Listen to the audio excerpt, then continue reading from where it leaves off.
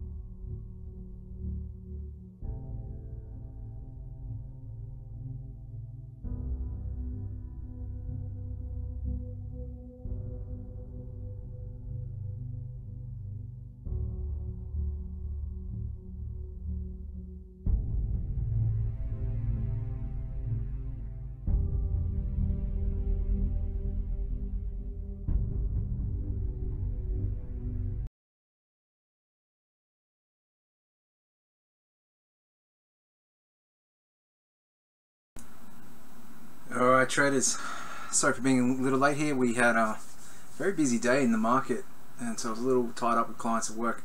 Now the main thing they're asking is what's going on with the Aussie, Tony?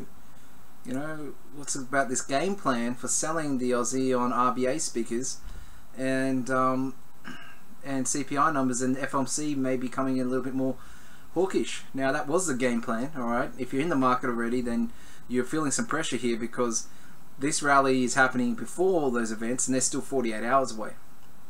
And most importantly, we're in an uptrend in the US dollar's weak. Is it outperforming and doing a little bit funny? Is strength, you know, without story? Yeah, but you know, the sellers don't have, you know, the facts on their side yet. They just have the sort of speculation angle, right? Now this is dangerous sort of trading. This is not, you know, charts don't lie. Market, you know, is always right, and the buyers are definitely winning right now, and the stops at 80 are real.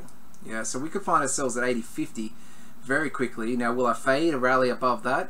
You know, yeah, of course, because I expect the game plan to work out okay, and that the Reserve Bank deputies that spoke on Friday were sort of the foreshadow of what the RBA governor is going to say, which is something along the lines of the RBA is in no rush. When other countries raising rates isn't going to affect us, our decision, and maybe if they're more concerned and the Aussie's above 80 cents, something along the lines of the rising Aussie dollar is making our rebalancing of the economy harder, and if they really want to talk it down, they talk about you know, current pricing of rate hikes is faster than the bank as currently forecast. Something along these lines. Now what makes this speech that the governor's giving on Wednesday so interesting is that 2 hours beforehand we get our CPI numbers, and our CPI numbers are the key numbers in the country at the moment that will make or break any case for the RBA raising rates sooner rather than later, or potentially sooner rather than later. And they only come around every 3 months. So the timing of his speech and the inflation numbers is pretty scary for both sides. Yeah, if you're long, there's definitely going to be profit taking come Wednesday morning if we're above 80 cents, because no one wants to be holding into CPI numbers. If you're short, you know, and you're short lower, you're praying for some dreadful news from the CPI 0.3 or something like this, and also jawboning to really break the back of this rally and settle the market into a new higher range, which is a sort of a view that a lot of traders have, that the market will settle at 80 to 77 range. Now, on Wednesday, around 14 hours after, actually 15 hours after the RBA governor's speech, you got the Fed. While it's not a major meeting, there's no press conference, it's still going to be very interesting to see the Fed's update, right? See if the wording and specifically the concerns about inflation, the wording with inflation has changed. Given that last monthly inflation print was low, and Yellen was a little bit more open to the idea that inflation was not transitorily low, that there was something else going on, and that may impact the ability of the Fed, or give the Fed the excuse to not raise rates this year. And there's still a little bit of pricing in December that can be priced out, and that will allow more US dollar selling. And it's coming at the time when the US dollar is at some key levels.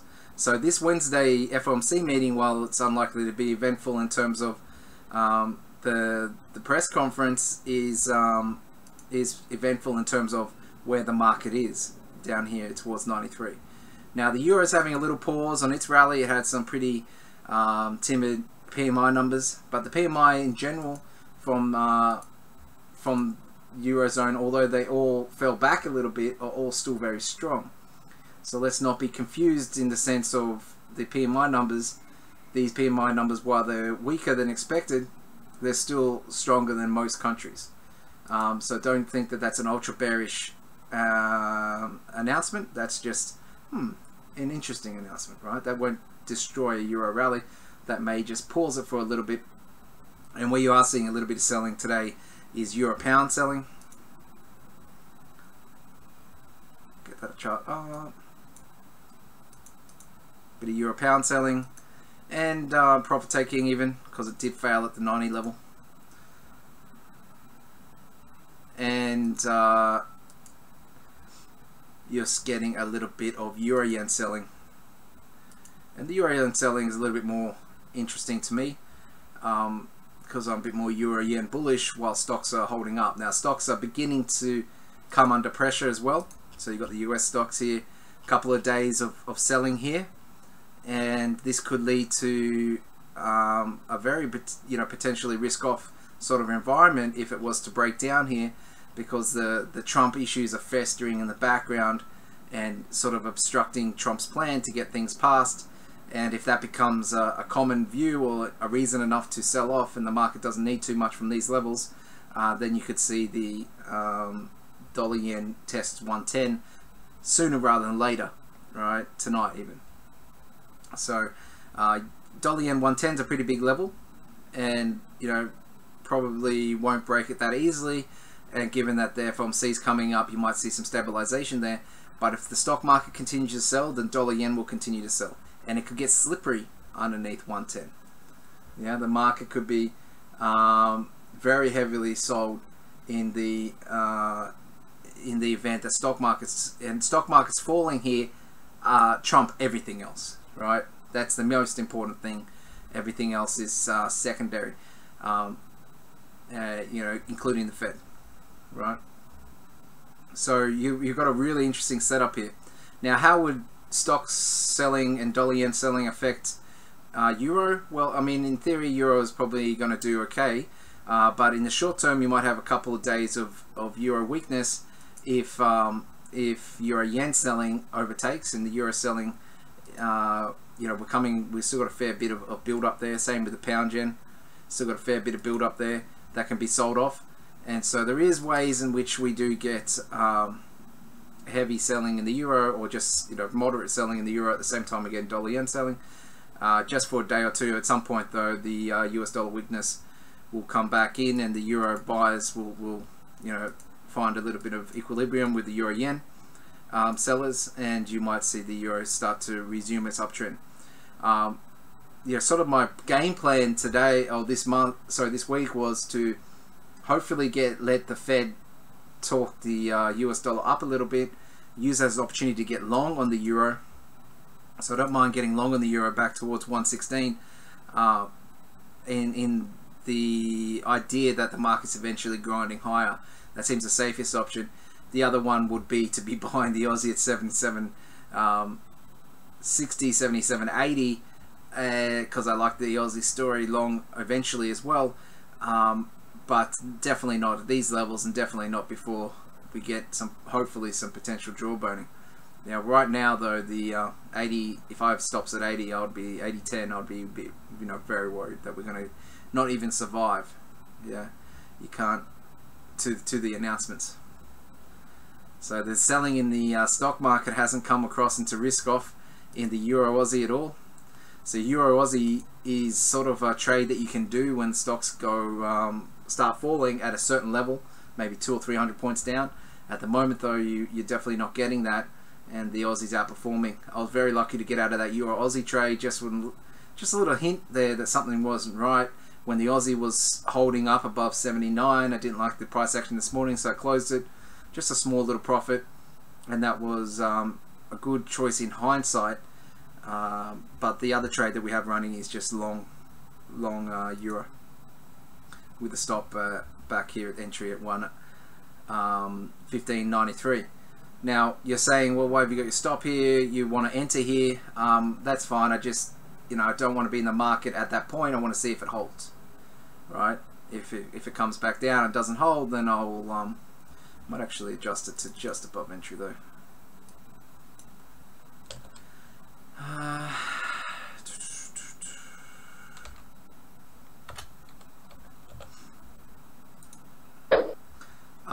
Because I want to be able to see that it holds before re-entering long, so I don't mind really being stopped at entry. And there's many scenarios where the Euro doesn't stop and just goes straight up. Relying on stock market selling has been very unrewarding in the past. So Trump survived a lot, and he survived bigger things probably than this, and it's he's pretty well, the market's pretty good at ignoring it. If the news cycle can get onto something else, I'm not sure how this escalates for him in the short term, but you never know. At some point the market needs a correction anyway in stocks, and you're starting to get pretty solid selling in the DAX. Now the reason that DAX is so heavily sold in the current market is not because there's some specific reason there that's like, oh, this company or that company. It's mostly because the valuation of the euro makes, with the high euro, makes the stocks a little bit weaker, so it's an easy target. Yeah, and the buyers know that, and so they're probably just waiting for a little bit more value here. But it's starting to get serious now. Its pullback from the highs is about 800 points. 1200 is the level there. Now if they all go together, 1200, and I'm not even sure what the big support is on the Dow. Wow, we've got such a nice trend line, don't we?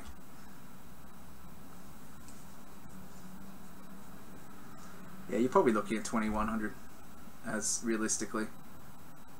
21.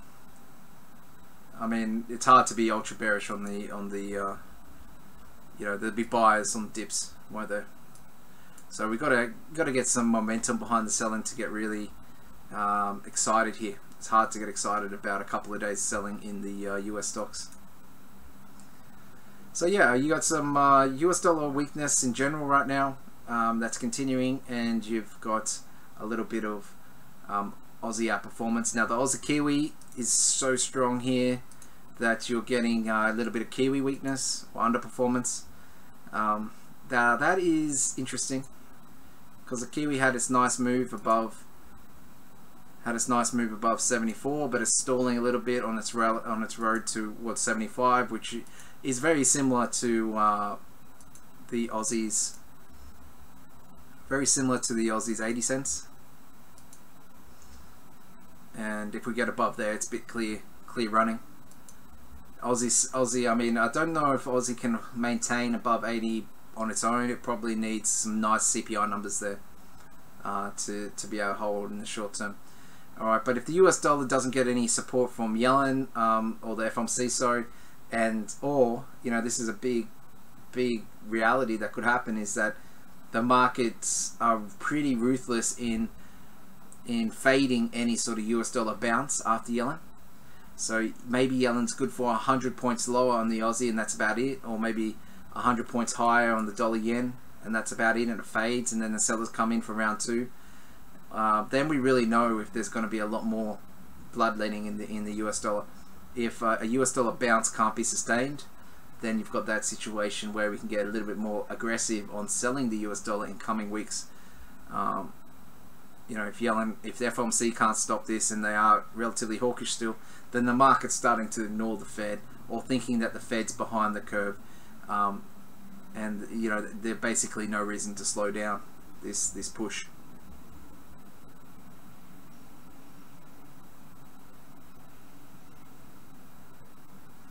Did I enter a trade now? No, I didn't. There's a few trades going on though.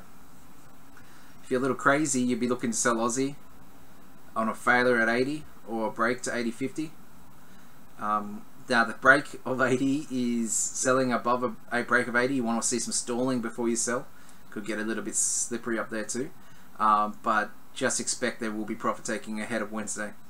So that trade makes a lot of sense, and that's the sort of trade I would gamble on. Good risk reward above 80 selling myself. But if you're looking for trend following trades, which you should be doing, probably avoid the pound buying. That's not a safe trade at all. But looking to be buying the euro, just depends how aggressive you are. That's a safer trade. The dollar yen does make a lot of sense as well, but it's a little bit more reactive to the Fed. And so probably the main way you'll see a US dollar bounce is through the dollar yen. And also you rely on stock market weakness to be sustained. And that's proven very difficult in every other sell-off so far in the last 6 months. So, you know, you have to be very skeptical any selling, especially if it's to do with Trump in the US stocks. You probably want a little bit more than Trump, or something else to get the market excited on the downside. Yeah, it's just very dangerous to be looking for a reversal in that regards. Alright, but the euro doesn't need anything to rally. It can just rally on its own story. Its own story is very strong. So looking to buy the euro on dips is the safest trade out there at the moment in the market. If you're a little bit more dangerous, you can combine these two. Look to buy euro Aussie. But let's just see what the Aussie does at 80 cents, or if that's what it's playing for in the next 24 hours. Right, you don't want to be stuck. You don't want to be stuck in a long euro Aussie into the RBA. You want to be in profit, basically, long euro Aussie with stop to entry on those, or the CPI numbers, I mean. So you've got to be careful where you sell, given the price action today in Asia, or the start of Europe, so. But all those trades make a lot of sense to me. The only trade I'm in right now is long euro though. And whether I'll buy 110 on dollar yen, you know, I like to buy dollar yen, but it seems pretty real. This is a fairly slow sell in the dollar yen. Now dollar yen usually sells quickly, not slowly. But there's reasons to be a little bit interested in 110. It's a big area for Japanese corporate buying as well. Ooh. Yeah. I mean, while the outlook for the Fed might be delayed, the outlook for Japan is like never. So if stocks stabilize and US gets a little bit of, finds a little bit of support at that dollar index levels, then dollar yen's probably the way to play it if you're looking for US dollar recoveries or stabilizations and US stocks to remain supported on dips, then dollar yen probably going to hold 110. Alright. Now what happens in that scenario if the euro goes berserk to 120? Probably the euro yen goes berserk. Alright, so the euro yen starts its rally up. Rather than straight up euro USD buying hurting dollar yen. You know, there's a difference between a euro-led US dollar weakness scenario and a US dollar-led US dollar weakness. It just so happens that both are happening at the same time right now. But the US dollar weakness story can be faded still. Unless you expect the Fed to do a mea culpa and just say, be ultra dovish as the market is right now. I mean, the Fed is going to be very hard pressed to be as dovish as the market is. Very hard pressed. If they remain upbeat, geez, it'd be crazy for the US dollar not to get some support on that. But how long that support lasts, that's the question. That's the savviness. That's where you get your insight into the market structure. You know, how keen are people to buy the dollar yen after the Fed says, hey, everyone, we're still raising rates. If that lasts only 2 days, then you know there's a problem. There's a big problem.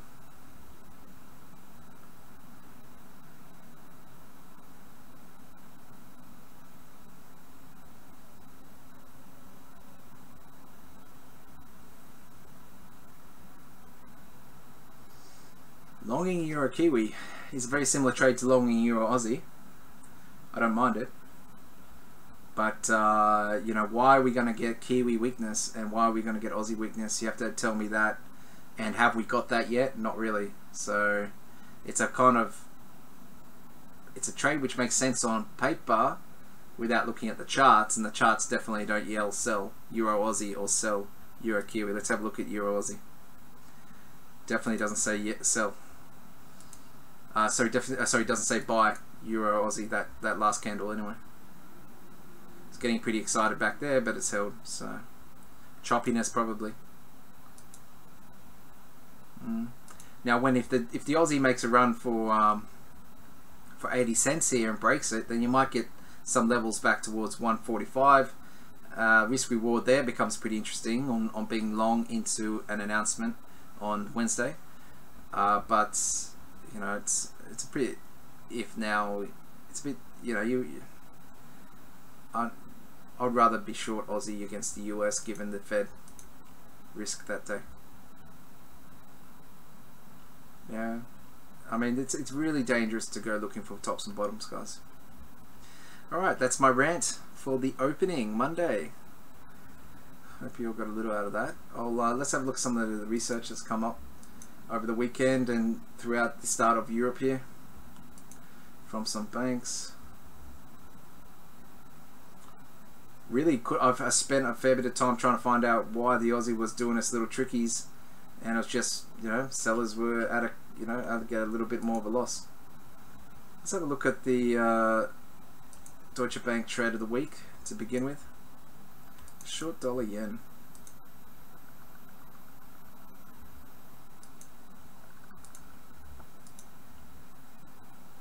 Euro pound short or long or short?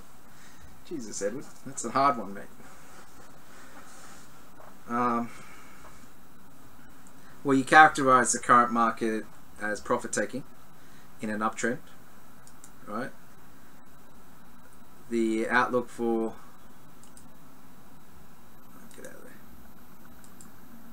the outlook for the euro pound, I mean for the euro, is pretty strong and the pound a bit mixed, but the pound's been lagging the recent US dollar weakness story. I mean, you want to buy, but the question is where. And broadly speaking, I'm more comfortable fading. I'm much more a natural seller than a buyer at these levels, over time anyway. So I'm actually happy for the market to rally and for the Brexit to get a little dicey, and for us to get some nice levels, maybe towards 93, 94, and then we can talk about selling. Where's the high in the Brexit? Geez, 93.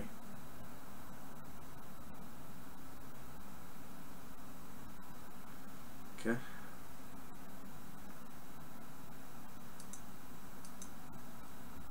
We have to go back to the GFC, go a little higher than that. So there's still some very nice levels to the top side here. But if it breaks 90, then you might have to wait until around 93, 94. Then start to look to fade if you're bullish longer term on the pound. Could be exciting up there. But yeah, you have to respect the uptrend right now. But the dips in the uptrend for the euro pound are notoriously big. So these general pullbacks in here, they're about 200 points, 150 points. So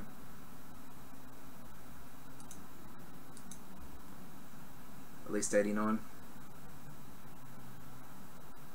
maybe 88.60 here.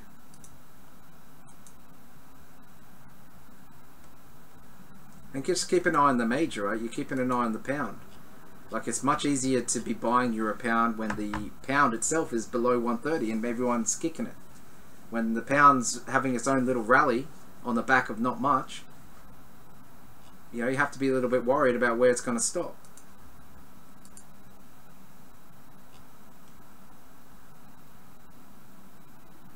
So yeah, you know, that's the issue with the euro pound.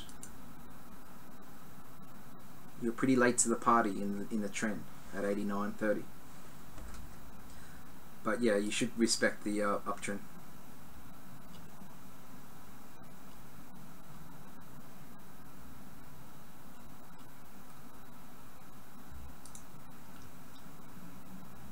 What have you got for us there, Bosanic?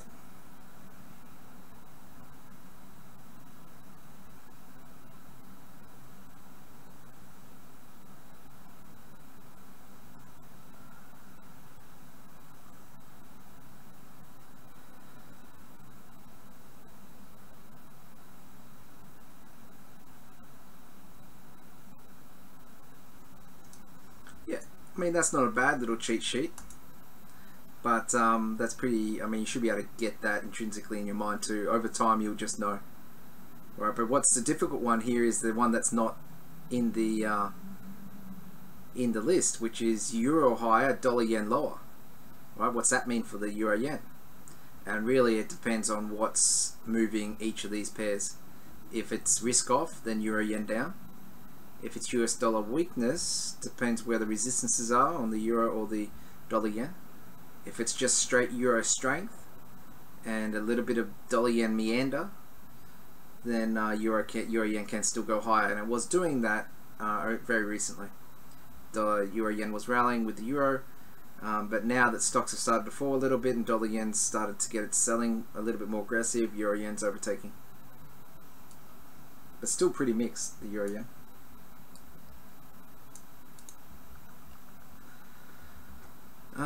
What were we on? Deutsche Bank selling, targeting 108. Jesus.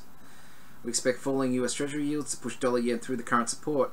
Okay, opening up scope for further. I mean, skewed to the downside. The FMC likely to delay an announcement regarding balance sheet. Yeah. Emphasizing concerns about inflation. Okay, if they come out, then dollar's going down like that. I'm not sure that's what you're going to get though from this FOMC. Yellen seemed pretty upbeat when she was talking, right? She just seemed a little bit concerned about inflation. Other than that, you know, most of the other economic data is okay. I mean, it's not strong, but it's not great. It's not bad. The Aves, yeah, well, okay, the Russian affair grounding, you know, political escalation. Yeah, that's true. Also, Japanese politics are starting to get a little bit more of a concern, and a lot of the dollar yen rally is Japanese policies led by the PM Abe. So he's the guy who started the Abenomics with his 3 arrows, and that's if he loses, then the new party might not be the same. Might try a different way, and they've tried hundreds of ways in Japan to get inflation and growth. They haven't sorted it out yet, but you can't get more aggressive than Abenomics. So, you know, the best you can hope for is a continuation of the same, but very likely you might get less. So the approval ratings are starting to drop. Okay. Alright, so a bit more pressure on Japanese government. That adds to the selling. Yeah, that's another reason to be a bit cautious on the buying the 110 story for the Fed.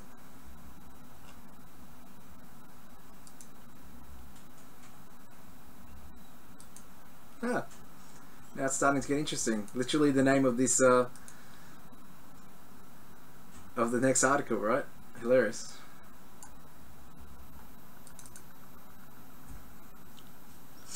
Okay, this is for institutional clients only, right? So all you guys are now institutional clients.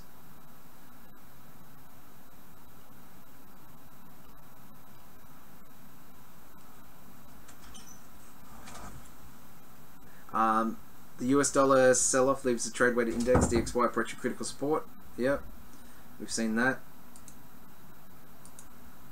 Critical support. Euros approaching a target which could cap at the first time, probably. A break here would warn off a significant US dollar top. So let's have a look at what they're talking about there on the monthly. Yeah, potentially, yeah.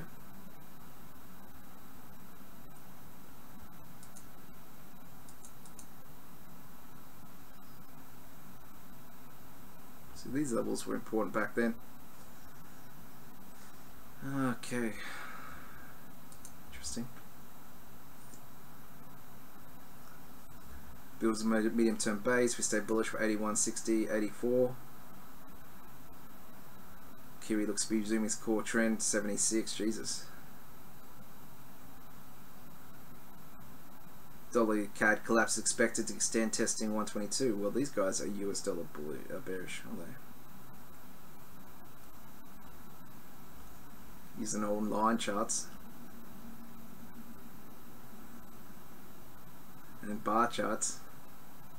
Must be some old guys here. We got to respect the old guys though, right? This is how charts used to look like for everyone. The fancy looking candlesticks.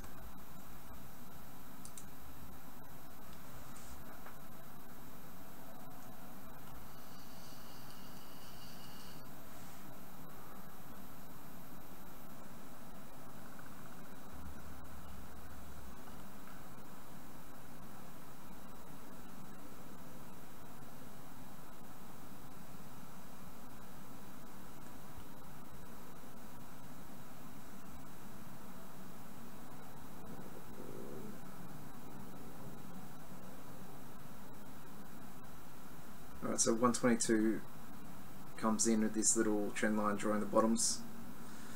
To be fair, I don't usually draw my trend lines like this. I would like to talk to a technical analyst, because I'm not a tech analyst guy, about this. So this is a neckline, huh?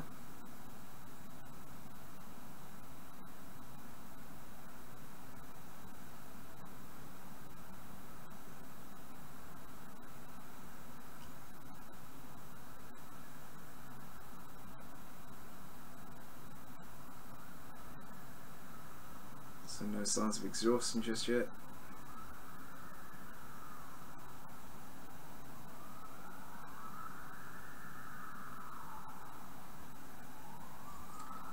I also don't use DMARC, so I'll have to talk to... I know a couple of tech guys that are pretty heavy into that. Looks like it gets to 9, and that's their game. So we've still got a fair bit of room in that, so no.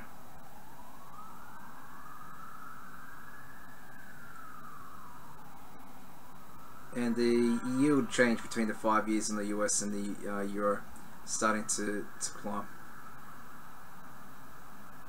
So higher is less negative.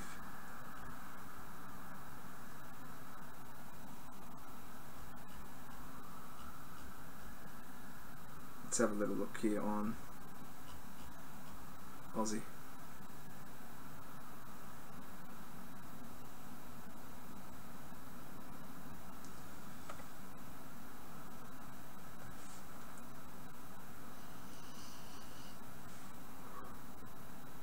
Actually don't mind looking at a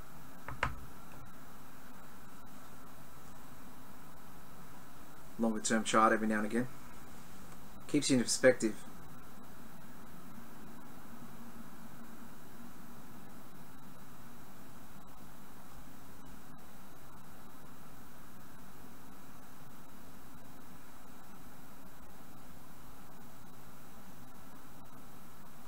Let's have a look at that again. RSI is getting ridiculously low. That's crazy stuff, guys. There will be a reversal here soon. It might capitulate through 125 first, or 125 might be the catalyst. But that's really low.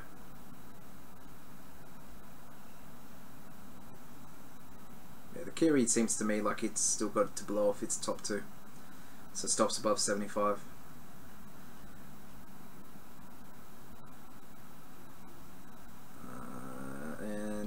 That's about it. Alright guys, we'll look at some more charts, some more research tomorrow. I think there's a pretty light data week in terms of other things apart from the main headlines. So you won't get too much excitement apart from the Fed and the Aussie CPI and the RBA speaker. You do get GDP advance on Friday as well. That number is pretty wild though in terms of how many times it's revised.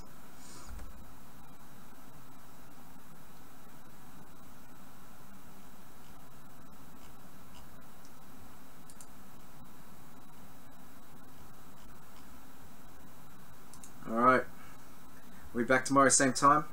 If you have any questions or want me to look at a particular pair, please send me a little PM and I'll get onto it. Other than that, trade a little safe. Be watching this interesting price development. I mean, both the pound and the Aussie little noggin scratches here, going on a little rally. It's hard to start selling just now, but it's interesting to watch. The higher it gets, the more risk reward to the downside for the sellers. If you want to follow the trend and you're looking to buy the euro or sell dollar yen, just be wary of the dollar yen, that its relationship with stocks, and the stocks haven't been really kind to sellers in past.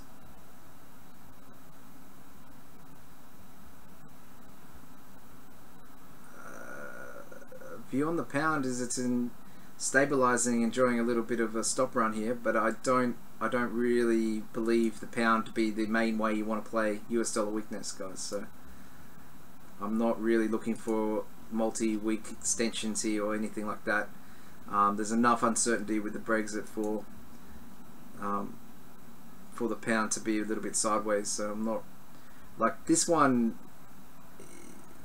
Is just a small move. Yeah, it's nothing to get excited about just yet. So expect lots of two-way action. I think it'd be pretty healthy. I mean, if you're a seller, you want it back below 130 pretty quickly here. This is not. You don't want to see it more comfortable with these levels, because if it builds a base, then the market will start looking topside with the euro. And if the pound can rally at the same time the euro rallies, then you know it can get to 135, right? It's just, it will just go up. If it becomes a US dollar weakness story and no one focuses on the Brexit, then it's just we're buying pound for no other reason than the US dollar's weak. Okay, that really can become a thing. But let's not count our chickens before they hatch. Of the majors, the pound's probably the weakest, right? Apart from the US dollar.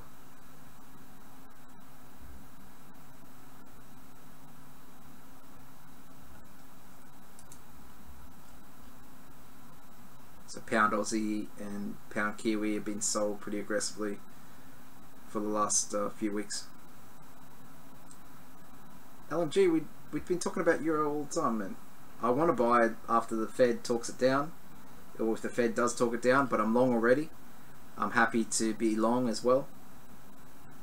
No, data won't affect it tonight. It's all about the market's appetite here, and keep an eye on dollar yen. That's probably the main thing in stocks. So dollar yen stocks fall again today. We get a bit more serious selling. Market might be a bit more serious about 110. That will help euro get above 117. Probably in that 117.10's going to be some stops above it, but it might slow down then into the Fed. Gets talked down. You can look to buy on that dip as the US dollar bounces, puts the coal. You know, we're basically going to test the US dollar bounce is what the plan is.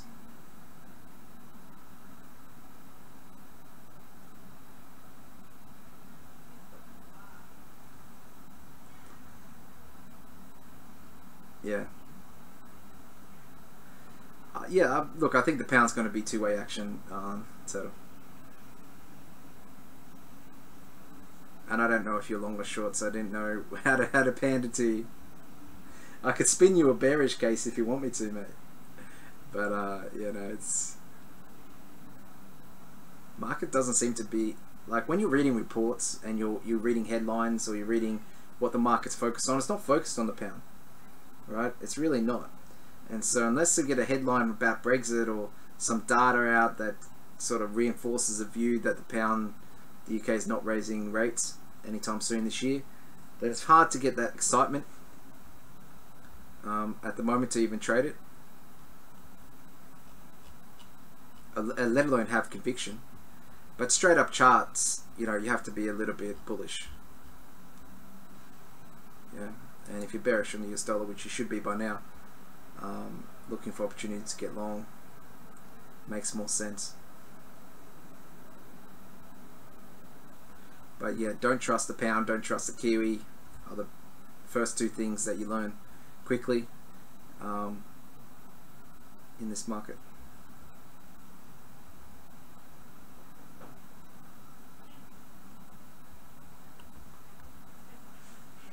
Alright guys, I'll be back tomorrow.